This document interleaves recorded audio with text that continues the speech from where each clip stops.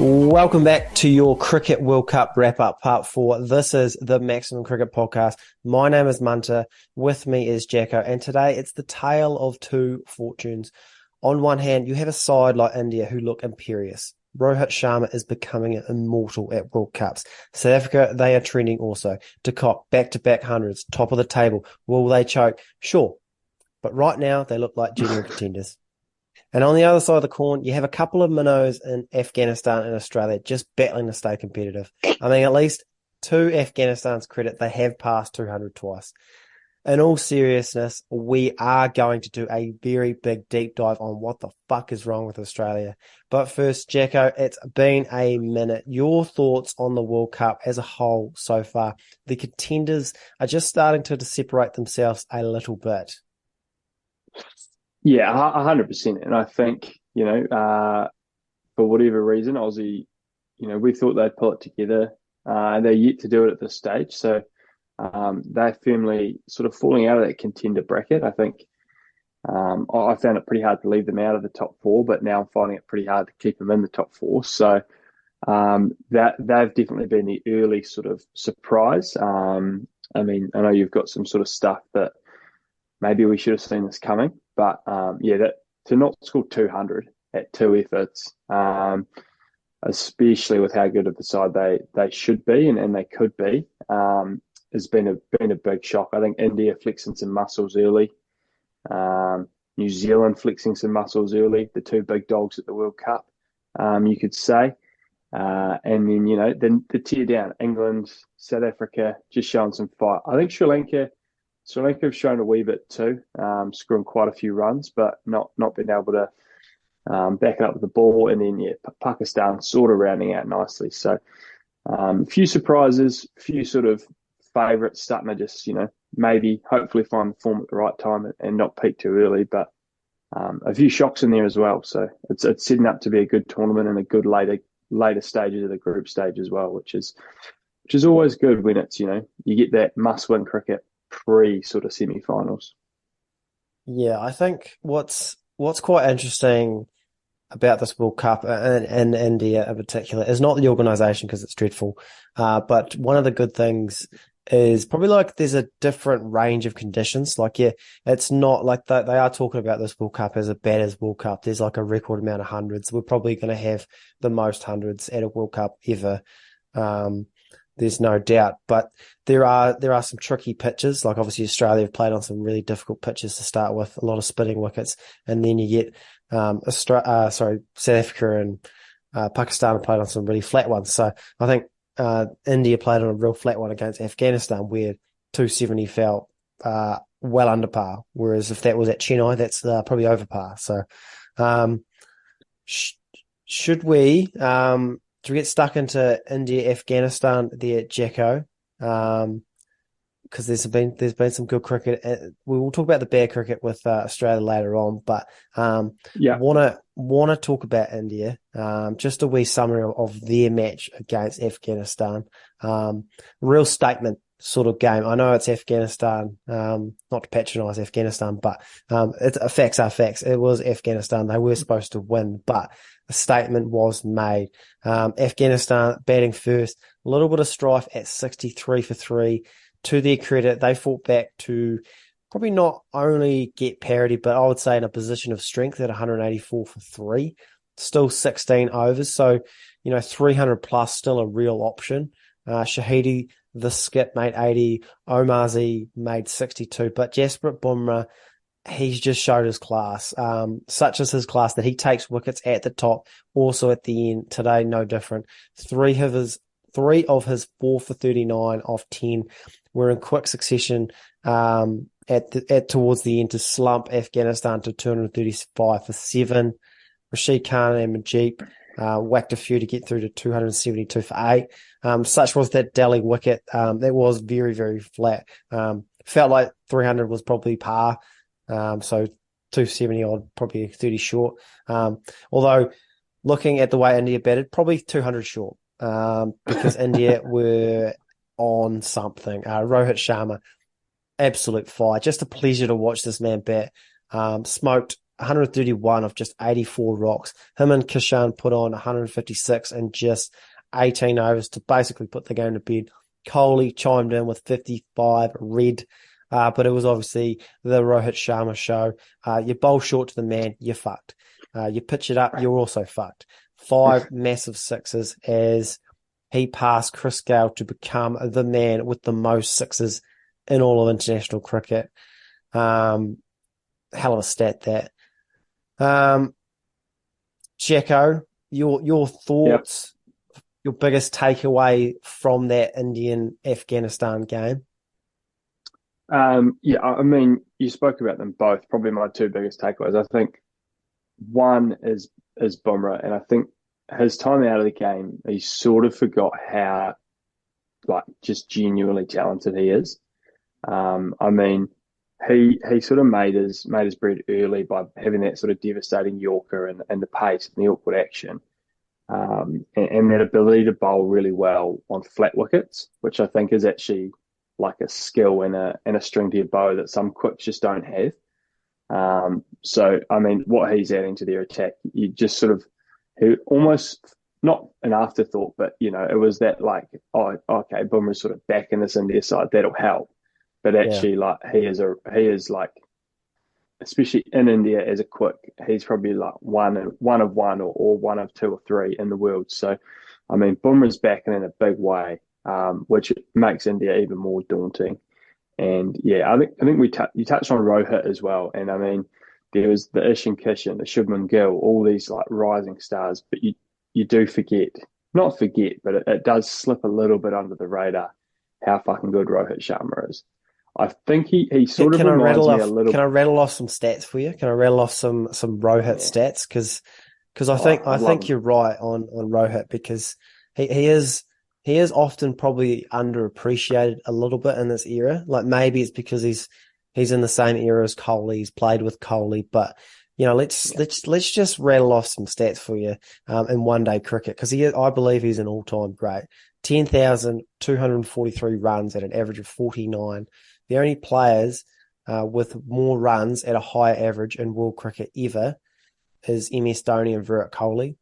31 one-day hundreds, third all-time behind Kohli and Tendulkar. 3 double tons, the most all-time, including the highest one-day score of all time, 264, more than Australia's first 2 games combined, together, I should say. Rohit's 100 came off just 63 balls, the fastest by an Indian at a World Cup. Speaking of World Cups, this was his 7th 100 at a World Cup. This is enough to pass Sachin Tendulkar for the most hundreds at a World Cup. Tendulkar had 600s in 45 innings. Sharma has 7 in 19. I mean, it's just like I think if I was doing it at all time one day 11, he's in it for me. yeah, He is opening. I don't know who's opening with him, but he's in it. yeah. I think it's some really interesting stuff for Rohit. He sort of, and he is a better version of, but he sort of reminds me a little bit of like the Indian version of a Martin Guptill Yeah, in a way. Like Guptill was sort of in the Kane and Williamson and Kane Williamson, Ross Taylor, McCullum, that sort of era. Didn't have the red ball success, which I mean Rohit's probably had a better Test career than Guptill. Um, maybe the but last 6 years or but so. Yeah, yeah, but not a resounding like he's no, one of India's great Test players. But like it just reminds me of that Guptill career a wee bit, where his dominance is overshadowed by some other great players and not being a 3 format player. But when you just look at Guptill as a white ball opener, he's elite. He'd be probably one of New Zealand's best ever. And I think Rohit, when you look at it, he's one of the game's best ever. So mm. yeah, I mean, 719 World Cup gigs. I mean, he's averaging 33 if he gets a duck every other time, which is quite something, really. So even more than that, actually. So yeah, just phenomenal stuff. And you know, maybe we do an all-time one-day list to wrap up the World Cup. But he's a shoe-in for that. He's a shoe-in for team of the tournament already. So one of the greats, really.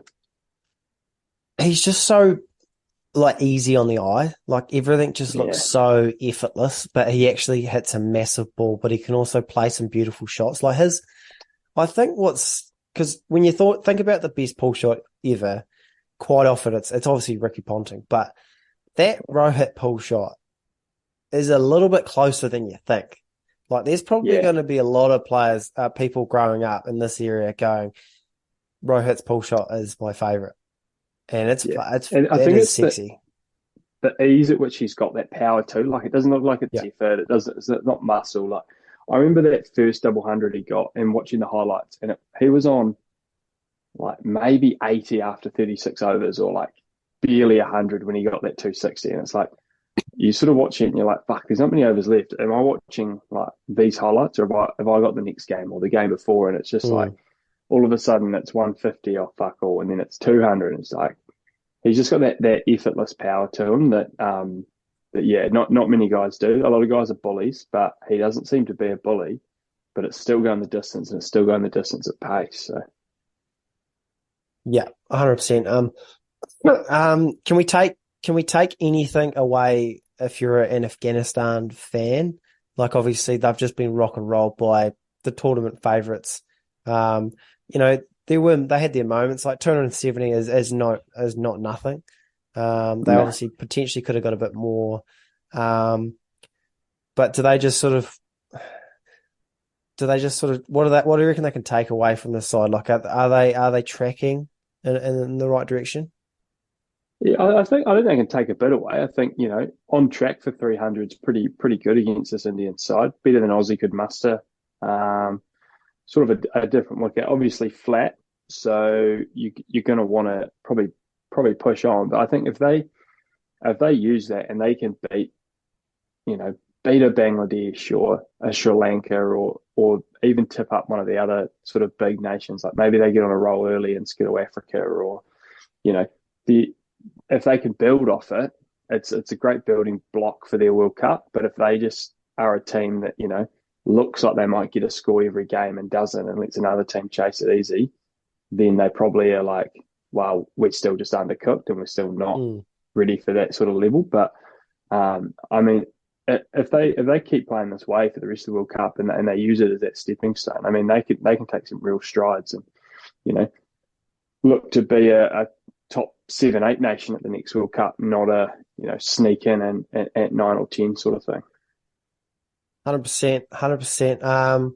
All right. If you are not a fan of Australian cricket, you're probably going to really enjoy this next sort of 15 minutes or so. Let's dissect the carnage that was Australia versus South Africa. As South Africa smashed Australia by 134 runs, Australia won the toss, and Pat Cummins, in all his experience as a one-day captain, admitted he had no idea what to do, and then he chose to bowl. The pitches have been very flat, and I don't think Lucknow was one of them. Having said that, South Africa put on 108 for the first wicket, 50 for the second, and at one stage 190. At one stage we're 197 for two off just 34 overs. Quinton de Kock. We spoke about Rohit, how like elegant he was. De Kock's in that same mould. Helps being a left-hander. 109 off just 105 balls. His second 100 in as many World Cup games. Australia sort of managed to pull South Africa back to 311 on a difficult pitch, but chasing 300 on that pitch is always going to be tough. Australia's best bowler, Glenn Maxwell, 2 for 34 off his 10. Australia dropped 6 catches in the innings and have a success rate of 54% in catches in the first 2 games. That's elementary stuff. But with the bat, they needed a quick start, and they got quite the opposite. Marsh, Warner out early. Marnus and Smith, they steadied the ship. Steve Smith actually looked very, very nice as he climbed into 2 boundaries off Rabada's first over. 4 balls into Rabada's spell, he had figures of none for 8. 4 overs later, he had figures of 3 for 15 off 5 as he got the wicket of Smith, questionable LBW, Josh Inglis with a seed, and Stoinis strangled down the leg side. After that, Australia 90 off for 6, just playing for net run rate at that point, all out for an embarrassing 177. I tell you what, Jacko, This Australian side has lost their last 4 World Cup games, 7 of their last 8 one-days. For a country with so much success in this format at this tournament, it's a disgrace. There's no doubt about it. What are your thoughts? What's your takeaway? Yeah, I mean, we'll dive into a couple of things, but I just want to touch on that net run rate you talked about there. And I think at a World Cup, it's fine to lose within that sort of top 6. If you win, you're probably going to win 3 or 4 of the top 6 games, plus beat up the minnows pretty well. But if you're getting dominated by other contenders, you're fucked. Like, they can't get their net run rate back. Like, that already might be too far gone. Like, that's obviously saying a lot. They could put 400 on the Netherlands and bowl them out for 100 and do the same to someone else. But if they don't, this World Cup already might be over for Australia. And it's just like it just shows that staying competitive, even if you're losing, is just such a massive thing in tournament cricket. So yeah, that net run rate is a scary sort of big daunting number that Aussie's going to have to fight through, because they're not going to just have to win from now. They're going to have to win really well. And as you said, they've got no form to back it up. They seem to be at odds at a few positions. The last thing they wanted for this game was, drop Carey's a bit out of form, and Ingles have to go out and face Kagiso on a heater and get skittled with a seed. So, there's some concerns for Aussie. I think some real concerns. I don't know what the order's doing. You're dropping your keeper 2 games into the World Cup. Captaincy, bowling first was never the option. So some big question marks coming out of these first 2 games for Aussie. And Africa definitely answering some people's questions. Maybe they've had the TMC podcast on in the sheds, just really questioning this batting, because, you don't need number 7 and 8 if your top 6 is going to score runs. So this is looking like a flat World Cup potentially. So they might just have the formula, but time will tell for Africa. Because we probably didn't question their top order or their bowlers. It was what was in the middle. So we still haven't seen that from them. But some concerns for Aussie and some promising signs for Africa coming out of last night. Yeah, I mean, I do want to give South Africa some flowers, because we obviously, I'm not quite going to take humble pie, but I don't think we bagged them. I just said not we had quite. We definitely have our concerns, which still could come to fruition. But yeah, like, they lose 3 early, and they're in trouble, I do believe. But if they bat this way, they'll be fine. But if they lose 3 early in the semi-final, they're fucked. Yep, I would agree. Is my takeaway. I would agree with that. And before I give out some flowers, I would like to just pile on Australia.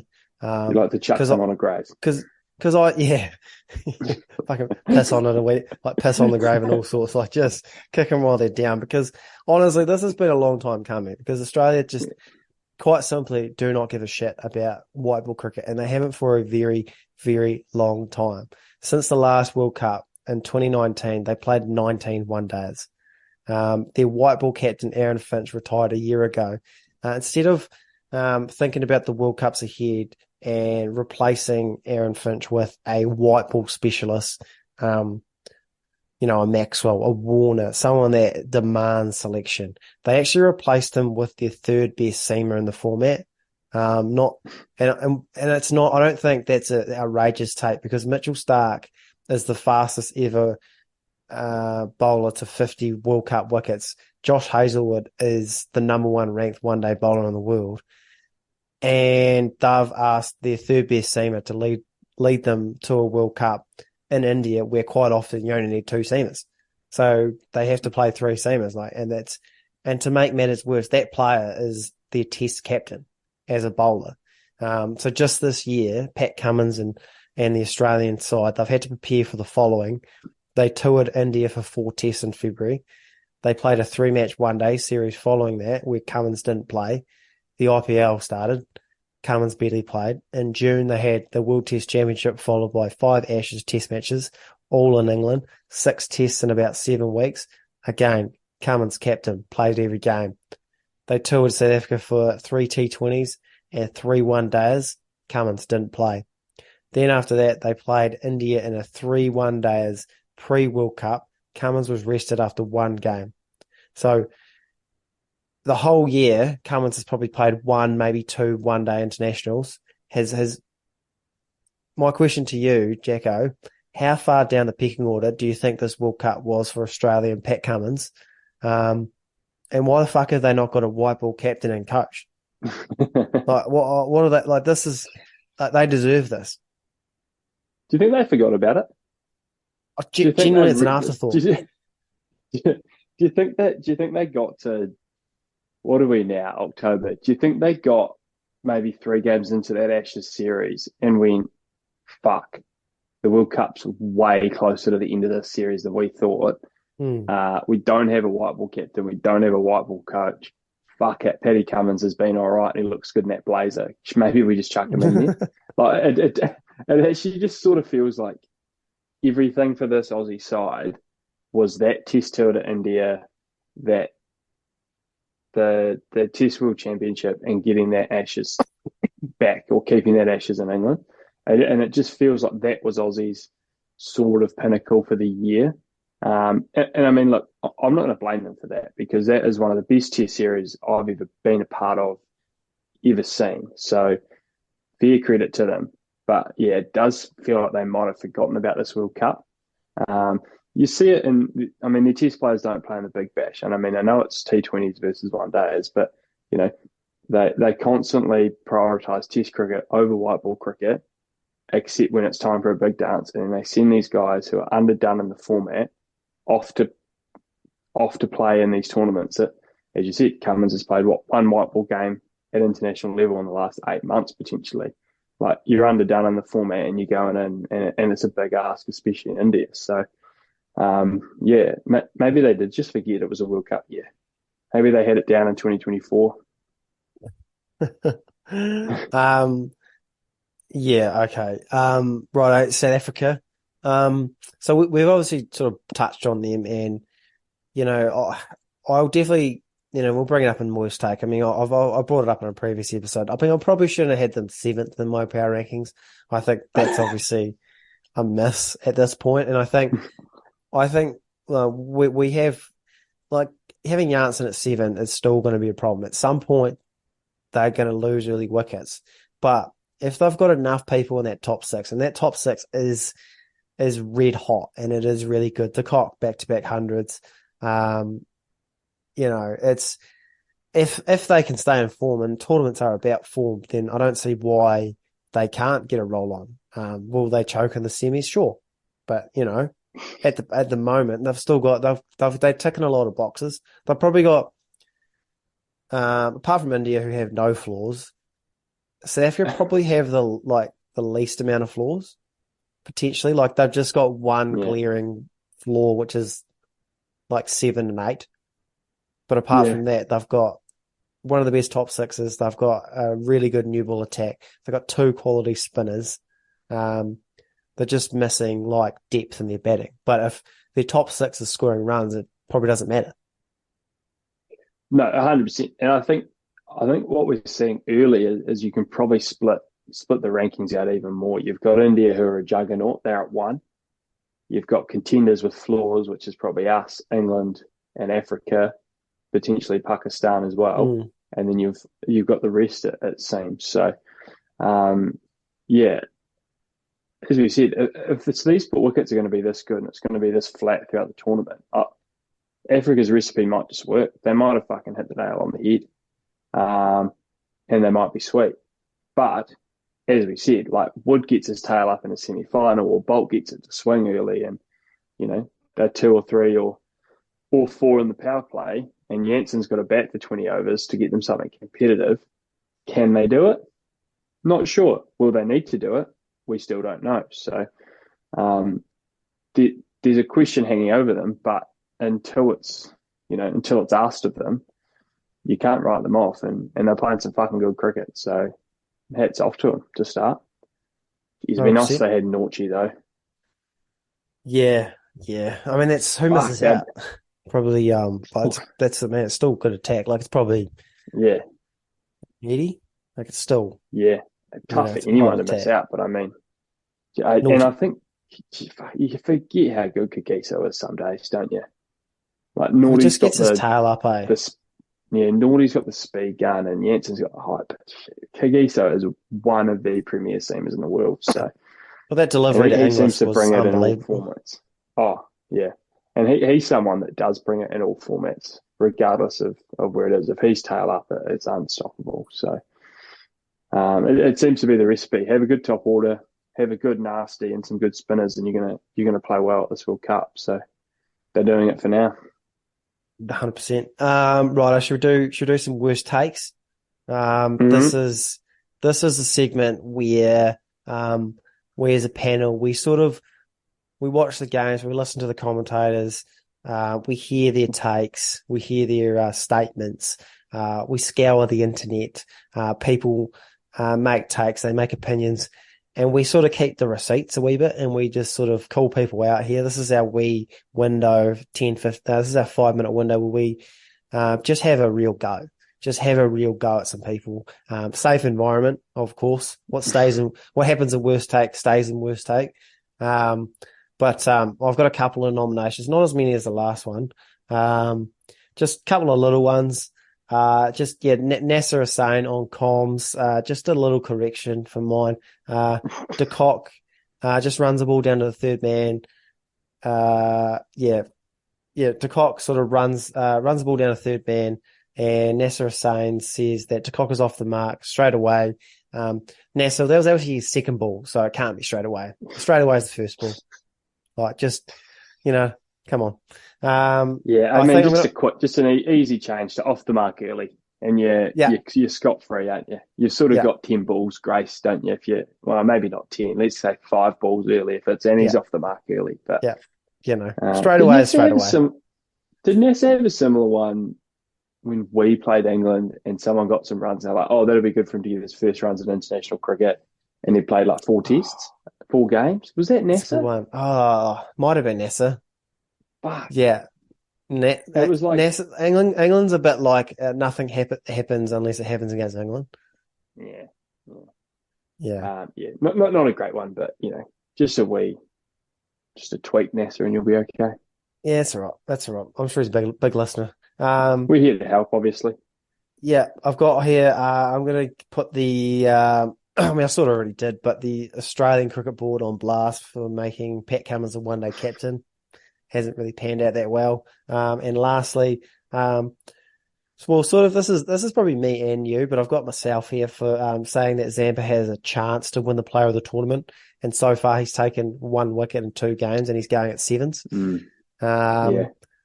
It's still yeah. time to turn it around, but it's not looking too likely.